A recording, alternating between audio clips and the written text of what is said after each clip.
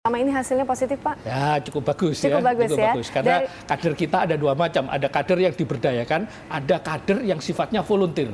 Jadi mereka tanpa digaji, tanpa diberikan yang motivasi ya, yang lain, dia sudah melakukan kegiatan-kegiatan P4GN gitu. Oke. Dan dari diseminasi informasi sendiri, apakah hasilnya terus membaik? Bagaimana? Nah, memang itu membaik. Sebenarnya Pak Anang tadi sudah menjelaskan bahwa dengan adanya pembentuk kader dan ada kader yang memang peduli ya tentang pencegahan ini, itu merupakan satu hasil dari evaluasi sampainya informasi ini kepada masyarakat.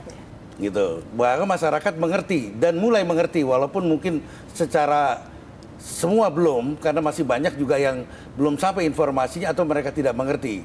Jadi antara diseminasi dengan advokasi, kita saling mengisi terus. Apa yang sudah dilakukan oleh diseminasi diisi oleh advokasi. Begitu juga sebaliknya. Dan kita saling anef. Sehingga di mana daerah-daerah yang rawan atau gawat tentang narkoba, diseminasi masuk. Nah, kemudian diseminasi memberikan informasi yang tadi kami sampaikan, akurat, jujur, bisa dipertanggungjawabkan tentang hal ini. Dan kami tidak berdiri sendiri. Juga departemen lain yang terkait. Nah, setelah ini disampaikan, Pak Anang masuk dengan timnya untuk menguatkan dan menjadikan satu komitmen daripada penyalahgunaan atau pencegahan dan pemberantasan penyalahgunaan narkotika ini. Betul sekali. Jadi pemirsa, meskipun persoalan narkoba ini dianggap sebagai persoalan yang pelik yang tidak dialami oleh negara Indonesia saja ya, namun juga dialami oleh negara di seluruh dunia. Namun kita jangan sampai putus asa dan menyerah pemirsa.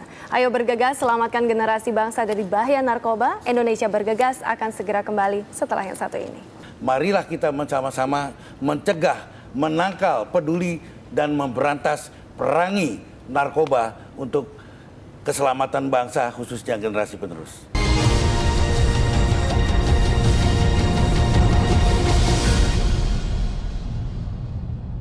Anak adalah anugerah yang berharga. Tanamkan kepada mereka norma agama, serta rasa saling menghormati dan menyayangi. Jadilah panutan dan tempat mereka bertanya. Kembangkan potensi dan bakat mereka. Ketulusan dan kasih sayang serta bimbingan orang tua adalah pondasi kokoh untuk menghindari penyalahgunaan narkoba. Dipersembahkan oleh Badan Narkotika Nasional.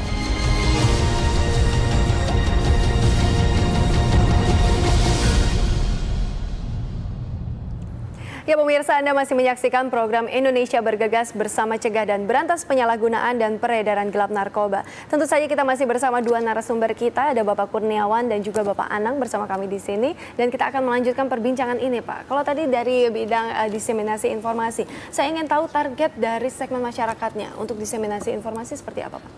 Jadi kalau target diseminasi sebenarnya tidak mencapai atau tidak kepada target tertentu. Semua kalangan. Segmen ya, semua kalangan, mulai usia dini, remaja, produksi, dewasa sampai orang tua. Karena informasi ini perlu disampaikan kepada halayak ramai. Kalau dari lingkungan kecil mungkin kita bisa melihat lingkungan keluarga. Kemudian lingkungan RT, RW, kelurahan, kecamatan, kabupaten, kota dan sebagainya. Nah, sehingga diseminasi tidak memilah-milah. Segmen-segmen ini semua harus tahu. Dan semua karena ini sudah diundang-undangkan dan Undang-Undang Nomor 35 Tahun 2009 merupakan amanah. Amanah dari rakyat yang harus dilaksanakan. Salah satunya penjuru adalah BNN.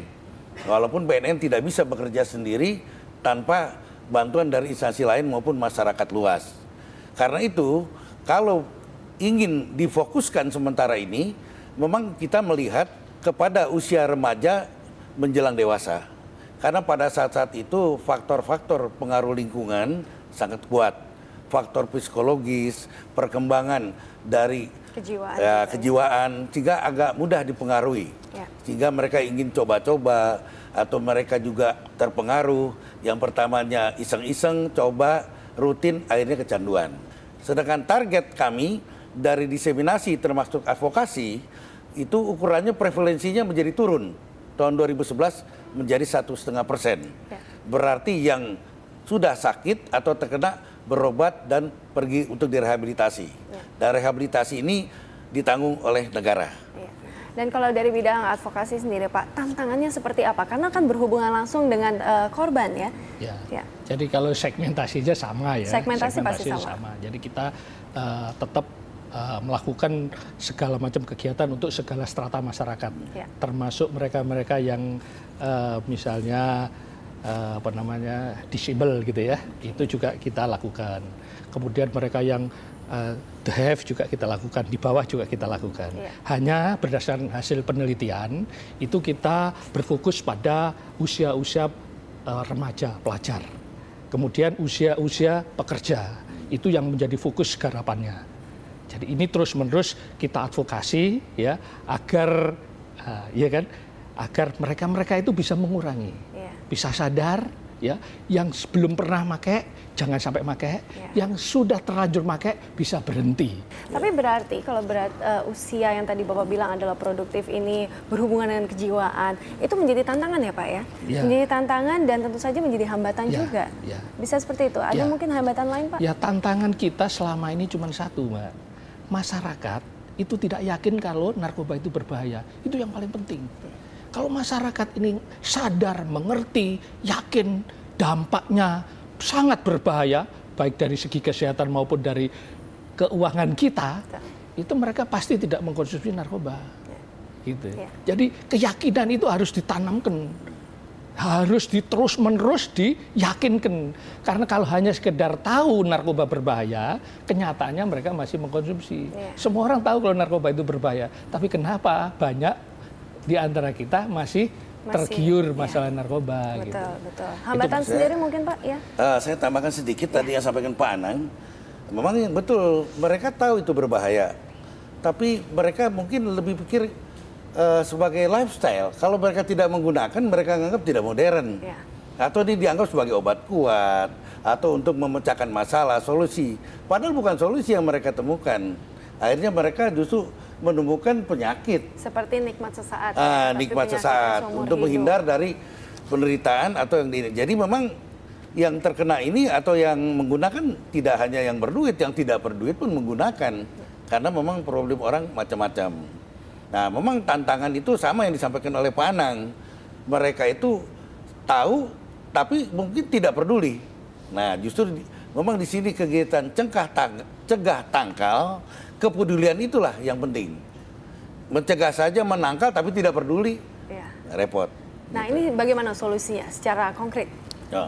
Solusi yang kami lakukan selama ini, kami tidak bekerja sendiri. Yang tadi kita bekerja sama dengan Departemen Kesehatan, dengan Kominfo, juga dengan Departemen Dalam Negeri, dalam hal ini Pemda, kemudian dengan Balai POM. Dan dalam pemberantasan mungkin bisa dilihat di media cetak atau elektronik, kerjasama BNN dengan imigrasi, dengan bea cukai, karena tempat masuk keluar dari barang-barang berbahaya itu sangat besar, sangat luas karena negara kita kepulauan. Geografi juga menjadi tantangan bagi aparat BNN dan petugas kepolisian ataupun yang menangani ini. Nah kalau dari Pak Anang juga, ini bagaimana untuk masyarakat bisa terjun langsung untuk membantu pemerintah mencegah dan menanggulangi narkoba ini? Nah itu harus didorong, ada kiat khususnya itu ya. Harus didorong, harus diberdayakan dan harus dimotivasi. Dan itu memang program daripada di luar cegah. Karena ada di BNN ini ada program namanya pemberdayaan masyarakat. Iya, terakhir Pak, himbauan untuk masyarakat seperti apa dari Pak Anang? Saya mengajak kepada seluruh masyarakat untuk bergegas, ya, jangan sampai kita terpengaruh narkoba, kemudian ajak masyarakat yang sudah terlanjur mengkonsumsi narkoba, ajak berhenti. Yang ketiga, kalau ada peredaran narkoba, segera lapor aparat. Betul sekali. Dari Pak Kurniawan? Kami menghimbau pada masyarakat, juga segenap komponen bangsa, mulai dari tingkat terkecil yaitu keluarga, agar meningkatkan keimanan dan takwa. Karena dengan iman dan takwa inilah, cegah tangkal itu sebenarnya pada diri kita sendiri, bukan pada orang lain. Kalau kita sudah mampu untuk hal ini, insya Allah ini tidak akan terjangkit ke kita. Kenapa saya katakan demikian? Masalah sindikat, jaringan itu mengintip. Ibarat seekor musang mengintip ayam. Kapan ayam lengah akan diterkam. Untuk itu himbauan saya, marilah kita sama-sama mencegah, menangkal, peduli, dan memberantas, perangi narkoba untuk keselamatan bangsa khususnya generasi penerus. Betul sekali. Pemirsa, benar-benar hanya kerjasama antar berbagai pihak, bergandengan satu sama lain antara pemerintah dan juga masyarakat, cita-cita Indonesia bebas narkoba pasti bisa terwujud. Terima kasih kepada para narasumber kita yang telah hadir bersama kami di sini. Tentu saja perbincangan ini semoga menjadi perbincangan yang bisa memperkuat komitmen kita dalam upaya mewujudkan Indonesia yang bebas dari narkoba. Dan sekarang sudah saatnya kita pamitan dulu, Pak. Demikian pemirsa program Indonesia Bergegas kali ini. Saya Kamidia Radisti dan seluruh kru yang bertugas mengucapkan terima kasih atas kebersamaan Anda. Kita bersama untuk mencegah dan berantas penyalahgunaan dan peredaran gelap narkoba. Sampai jumpa.